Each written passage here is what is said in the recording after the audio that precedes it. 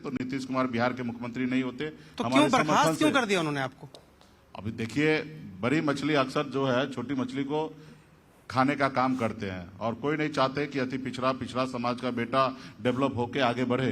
तो उनकी अपनी रणनीति होता है, और कभी कभी जब सामने वाला बड़ा स्ट्रांग हो और बड़े विजन के साथ आपके साथ काम करा, तो निश्चित तौर पे कभी कभी आपका वहां पे हार होगा। एक डायलॉग है ना, सरकार आपकी सिस्टम हमारा। तो सरकार महागठबंधन की बनेगी कि नहीं बनेगी ये तो बात की बात है, लेकिन सिस्टम आपका पूरा चल रहा है। नहीं, ऐसी बात नहीं, सरकार भी बनना है और सिस्टम भी चलना है। और ये सरकार बना के, और ये डिप्टी चीफ मिनिस्टर हो या सीएम का कुर्सी हमारा जागीर नहीं है। एक व्यवस्था है, उस व्यवस्था पे बैठना है। और जो हमने अपनी जिंदगी में विजन के तहत यहाँ तक हम पहुंचे, सफर तय हमने किया है, गांव से निकलकर मुंबई जैसे शहर, शहर से गांव, ये विजन हम आने वाले समय में अपने लोगों के लिए इस्तेमाल करना चाहते हैं। जैसे अपने जिंदगी में हमने तरक्की पाया है कम समय में, उसी तरीके से राज्य में तरक्की हो। मैं जानता हूँ, तकलीफ झेला हूँ कि अपने घर से दूसरे प्रदेश में रहना, अपने परिवार को, रिश्तेदार को छोड़कर दूसरे राज्य में नौकरी करना, रहना कितने कठिन होता है, वो मैंने झेला है। मैं नहीं चाहूंगा कि अपने राज्य के लोग दूसरे राज्य में जाके डर भटके मामूली नौकरी के लिए। ये बात सही है कि देश विदेश या किसी राज्य में जाना बड़े बिजनेस करने के लिए अच्छी बात है, बड़ा कारोबार के लिए, लेकिन एक मामूली 10,000 15,000 की सैलरी के लिए दूसरे राज्य में जाके काम करना, मैं मानता हूं कि ये सही नहीं है।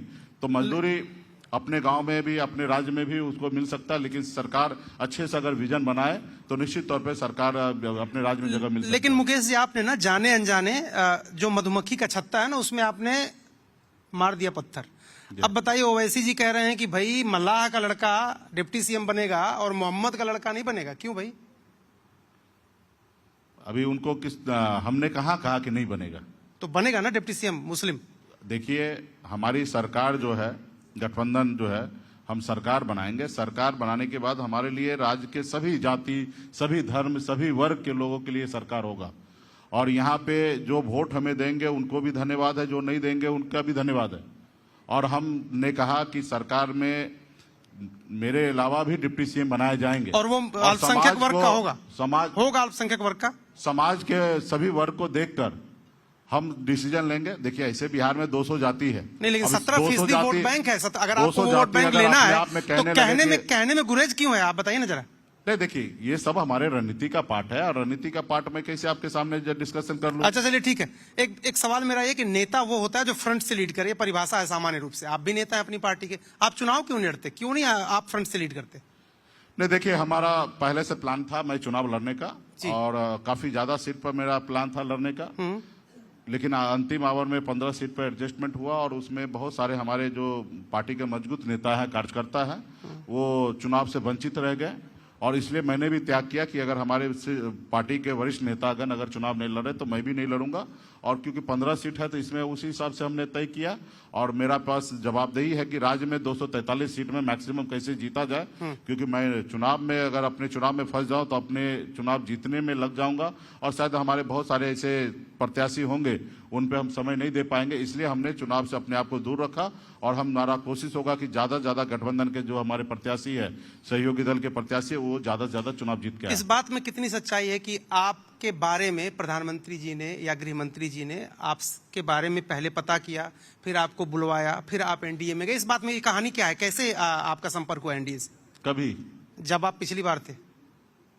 पिछली बार का कहाँ बात कर रहे हैं? पिछली बार तो गठबंधन में थे, गठबंधन से अचानक गठबंधन टूटा। नहीं, आप गए कैसे थे? बुलाया किसने था? कैसे?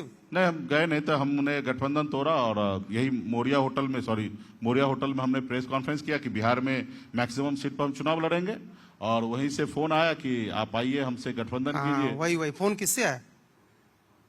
भारतीय जनता पार्टी की तरफ से आया। अरे किसने फोन किया? अरे बहुत सारे बड़े बड़े नेता हैं, फोन किए, उनको जरूरत था और हमें भी किनारा लगना था, तो हमने समझौता कर लिया, गठबंधन कर लिया 11 सीट एक एमएलसी के साथ, और उनके साथ जाके सरकार 2020 में हमने बनाया। अगर हम नहीं जाते तो सरकार नहीं बनता। तो इस बार फिर फोन लाइन खुली है कि बंद है? बंद है। पक्का? अभी विचार से लैस हो चुके हैं।